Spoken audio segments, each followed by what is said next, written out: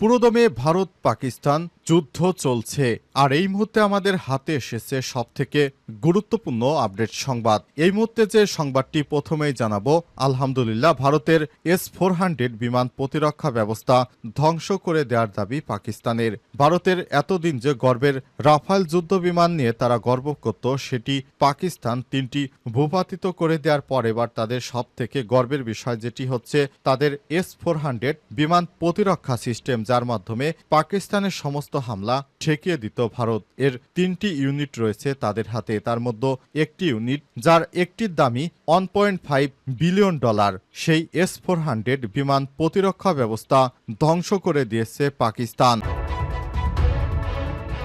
এরপর জানাবো, পারমাণবিক অস্ত্রের দেখভাল করা কমিটির জরুরি বৈঠক ডেকেছেন শেহবাজ শরীফ। এবার পাকিস্তানের প্রধানমন্ত্রী শাহবাজ শরীফ সে দেশের যারা পারমাণবিক অস্ত্র দেখভাল করে তাদেরকে জরুরি বৈঠকে ডেকেছেন। তার মানে কি পাকিস্তান পারমাণবিক বোমা মেরে দিবে ভারতে? এ বিষয়ে গুরুত্বপূর্ণ সংবাদ জানাবো, আমাদের সঙ্গেই থাকুন। এদিকে নেতানিয়াহুর সঙ্গে যোগাযোগ বন্ধ করে দিয়েছেন ডোনাল্ড ট্রাম্প। ইসরায়েলের প্রধানমন্ত্রী বেঞ্জামিন নেতানিয়াহুর সঙ্গে সরাসরি যোগাযোগ বিচ্ছিন্ন করে দিয়েছে মার্কিন প্রেসিডেন্ট ডোনাল্ড ট্রাম্প। ইসরায়েলি গণমাধ্যমের বরাতে খবর জানিয়েছে তুর্কি বার্তা সংস্থা আনাদুলু এজেন্সি। যুক্তরাষ্ট্রের প্রেসিডেন্ট ডোনাল্ড ট্রাম্পকে বোকা বানাতে চেয়েছিল ইসরায়েলের প্রধানমন্ত্রী নেতানিয়াহু, এ কারণে তার সঙ্গে সব রকমের যোগাযোগ বন্ধ করে দিয়েছে। এর ফলে ইরানের প্রতি যে হামলা করতে চেয়েছিল ইসরায়েল এবং হুতি বিদ্রোহীদের বিরুদ্ধে যে হামলা পরিচালনা করতে চেয়েছিল, সেটি এখন নেতানিয়াহু আটকে গেল। তিনি আর গাজায় বড় ধরনের আগ্রাসন চালাতে পারবেন না। জানাবো, মধ্যরাতে নিজেদের মাটিতেই ব্যালিস্টিক মিসাইল ছুটছে ভারত। অত্যন্ত হাস্যকর একটি বিষয় হচ্ছে, ভারত 6টি মিসাইল হামলা চালিয়েছে তাদের নিজের দেশেই। পাকিস্তানের ডিজিএফআইয়ের মহাপরিচালক আহমেদ শরীফ তিনি দাবি করেছেন ভারত সেই মিসাইলগুলো তাদের নিজের রাজ্য পাঞ্জাবেই ছুটছে। এবং সর্বশেষ জানাবো, সাবেক এমপি সেলিমা ইসলাম গ্রেপ্তার।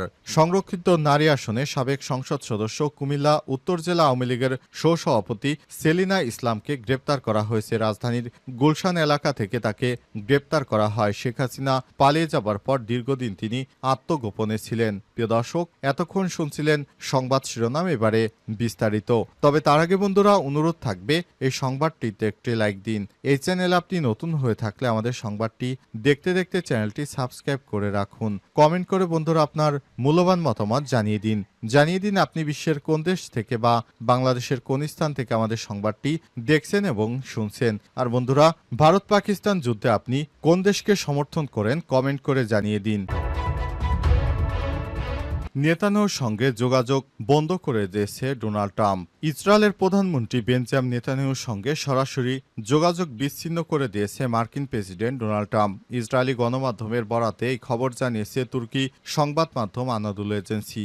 ইসরায়েলি আর্মি রেডিওর সাংবাদিক ইয়ানির কোজিন বৃহস্পতিবার 8 মে সামাজিক যোগাযোগ মাধ্যম টুইটারে এক পোস্টে বিষয়টি নিশ্চিত করে বলেছেন, ট্রাম্পের ঘনিষ্ঠ সহযোগীরা ইসরায়েলের কৌশলগত বিষয়ক মন্ত্রী রন ডারমারকে জানিয়েছেন ট্রাম্প এই সিদ্ধান্ত নিয়েছে কারণ তিনি মনে করেন নেতানিয়াহু তার সঙ্গে সম্পর্ক থেকে ফায়দা লুটছেন। একজন ইসরায়েলি কর্মকর্তা আরও বলেছে, সাম্প্রতিক সময়ে রিপাবলিকান নেতাদের সঙ্গে আলোচনায় ইসরায়েলি মন্ত্রী ডারমারের আচার ব্যবহার ট্রাম্পের ঘনিষ্ঠজনদের কাছে খুবই খারাপ এবং অসহযোগিতামূলক মনে হয়েছে। ওই কর্মকর্তা আরও বলেন, ট্রাম্পের আশপাশের লোকজন তাকে বলেছেন নেতানিয়াহু ট্রাম্পকে ব্যবহার করছে। নাম প্রকাশে অনিচ্ছুক ওই কর্মকর্তারা আরও বলেছেন, ট্রাম্পকে একটি বিষয় সবথেকে বেশি খেপিয়ে তোলে যখন কেউ তাকে বোকা বানানোর চেষ্টা করে বা চালবাজি করে। এ কারণে তিনি নেতানিয়াহুর সঙ্গে সরাসরি যোগাযোগ বন্ধ করে দেওয়ার সিদ্ধান্ত নেন। মার্কিন ইসরায়েল সম্পর্কের অবনতির কারণে ইরান এবং ইয়েমেনে হুতিদের বিষয়ে একটি সুনির্দিষ্ট পরিকল্পনা এবং সময়সীমা উপস্থাপনে ইসরায়েলি সরকার ব্যর্থতার দিকে ইঙ্গিত করেছে কোজিন।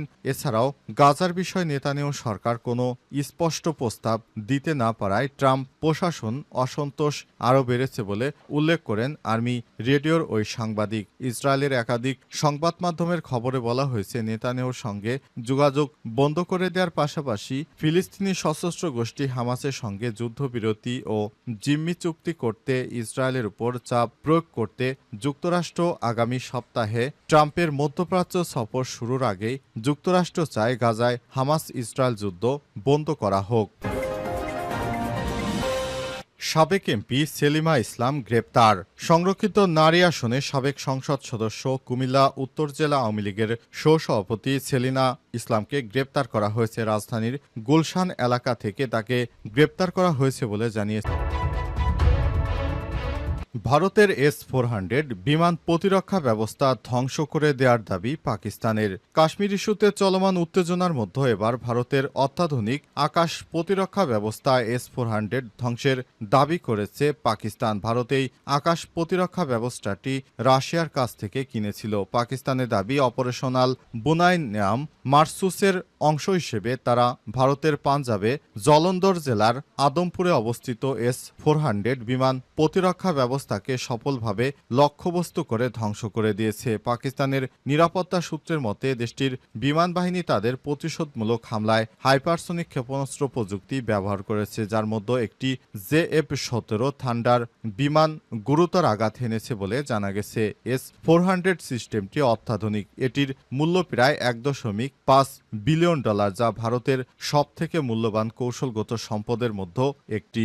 অবশ্য গত মঙ্গলবার রাতে পাকিস্তানে ভারতের মিসাইল হামলা চালানোর পর থেকেই একের পর এক দাবি করছে পাকিস্তান। প্রথমে তারা পাকিস্তানের 5টি যুদ্ধবিমান ভূপাতিত করার দাবি করে, পরে ড্রোন ধ্বংস করার দাবি করে। কিন্তু পাকিস্তান বলেছে, যদি আমাদের যুদ্ধবিমান তোমরা ভূপাতিত করো তাহলে প্রমাণ দেখাও। কিন্তু কোনো প্রমাণ দেখাতে পারেনি ভারত। যদিও এসব দাবির বিষয়ে ভারত এখন পর্যন্ত কিছু জানায়নি। তবে বিবিসি ভারতের রাফাল যুদ্ধবিমান ভূপাতিত করার বিষয়টি সত্যতা নিশ্চিত করেছে। শুক্রবার রাতে ভারতের 26টি সামরিক লক্ষ্যবস্তুতে ড্রোন এবং আর্টিলারি হামলা চালানোর দাবি করে পাকিস্তান।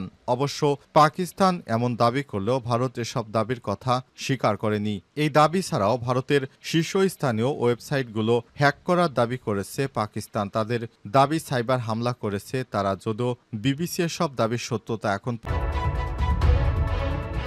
পারমাণবিক অস্ত্রের দেখভাল করা কমিটির জরুরি বৈঠক ডেকেছেন শেহবাজ শরীফ। ভারত ও পাকিস্তানে পাল্টা হামলার মধ্যে পাক প্রধানমন্ত্রী শেহবাজ শরীফ দেশটির ন্যাশনাল কমান্ড অথরিটি NSCOর বৈঠক ডেকেছেন। NSCO দেশটির স্থল, আকাশ ও নৌবাহিনীর জন্য যৌথ কৌশল উন্নয়নে ভূমিকা রাখে। তবে এর আরও গুরুত্বপূর্ণ লক্ষ্য হল পাকিস্তানের পারমাণবিক অস্ত্রের দেখভাল করা, এ বিষয়ে সিদ্ধান্ত নেওয়া। NSC-এর বৈঠকে সভাপতিত্ব করেন প্রধানমন্ত্রী। এছাড়াও পররাষ্ট্রমন্ত্রী, প্রতিরক্ষা মন্ত্রী, স্বরাষ্ট্র এবং অর্থমন্ত্রী এবং প্রতিরক্ষা সামগ্রী উৎপাদন বিষয়ক মন্ত্রীও এ সংস্থার সদস্য। এই কমিটিতে জয়েন্ট চিফ স্টাফ, 3 বাহিনীর প্রধান, স্ট্র্যাটেজিক প্ল্যানস ডিভিশন SPD এর ডিরেক্টর সদস্য হিসেবে রয়েছে। SPD পাকিস্তানের পারমাণবিক অস্ত্রের রক্ষণাবেক্ষণের দায়িত্বে থাকা সংস্থা।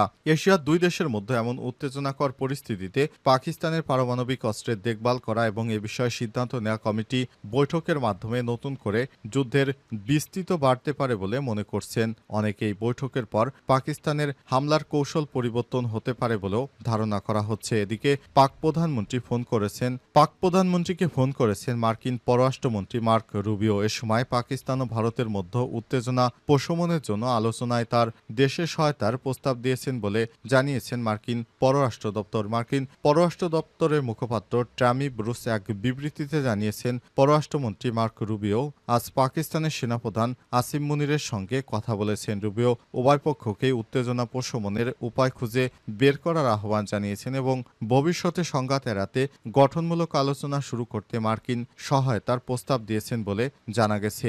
যুক্তরাষ্ট্র চাইছে যুদ্ধটি বন্ধ হয়ে যাক, কারণ এই যুদ্ধে যুক্তরাষ্ট্রের কোনো স্বার্থ নেই। নেতানিয়াহুর সঙ্গে যোগাযোগ বন্ধ করে দিয়েছে ডোনাল্ড ট্রাম্প। ইসরায়েলের সাবেক এমপি সেলিমা ইসলাম গ্রেপ্তার। সংরক্ষিত নারী আসনে সাবেক সংসদ সদস্য কুমিল্লা উত্তর জেলা আওয়ামী লীগের সহসভাপতি সেলিনা ইসলামকে গ্রেপ্তার করা হয়েছে। রাজধানীর গুলশান এলাকা থেকে তাকে গ্রেপ্তার করা হয়েছে বলে জানিয়েছে ডিবি। আজ ডিবির যুগ্ম কমিশনার মোহাম্মদ রবিউল ইসলাম ভূঁইয়া গণমাধ্যমে গ্রেপ্তারের বিষয়টি নিশ্চিত করেছেন। তিনি আরও জানান, সংরক্ষিত নারী আসনের সাবেক সংসদ সদস্য সেলিনা ইসলামকে গ্রেপ্তার করা হয়েছে আলোচিত অর্থ মানব পাচার মামলায় কুয়েতের সাজাপ্রাপ্ত আসামি লক্ষ্মীপুর ২ আসনের সাবেক এমপি কাজী শহীদ ইসলাম পাপুলের স্ত্রী সেলিমা ইসলাম। আকাশ একাদশ জাতীয় সংসদে সংরক্ষিত মহিলা আসন ৪৯ থেকে স্বতন্ত্র প্রার্থী হিসেবে নির্বাচিত হন কুয়েত প্রবাসী শিল্পপতি সেলিনা ইসলাম। এ সময় তিনি প্রবাসী থাকাকালীন বাংলাদেশের একজন এমপি নির্বাচিত হয়েছিলেন ডামি ইলেকশনের মাধ্যমে, অর্থাৎ শেখ হাসিনার ইচ্ছাতেই তাকে এমপির পদে দেওয়া হয়েছিল। অবশেষে তিনি দীর্ঘদিন ধরে শেখ হাসিনা পালিয়ে যাওয়ার পর আত্মগোপনে ছিলেন। অবশেষে আত্মগোপন থেকে তাকে গ্রেপ্তার করতে সমর্থ হয়েছে বাংলাদেশের আইনশৃঙ্খলা রক্ষাকারী বাহিনীর সদস্যরা। গ্রেপ্তারের পর তাকে আদালতে নিয়ে যাওয়া হয়েছে এবং সেখান থেকে তার পরবর্তী বিচার কার্যক্রম পরিচালিত হবে বলে জানা গেছে বিভিন্ন সূত্র থেকে।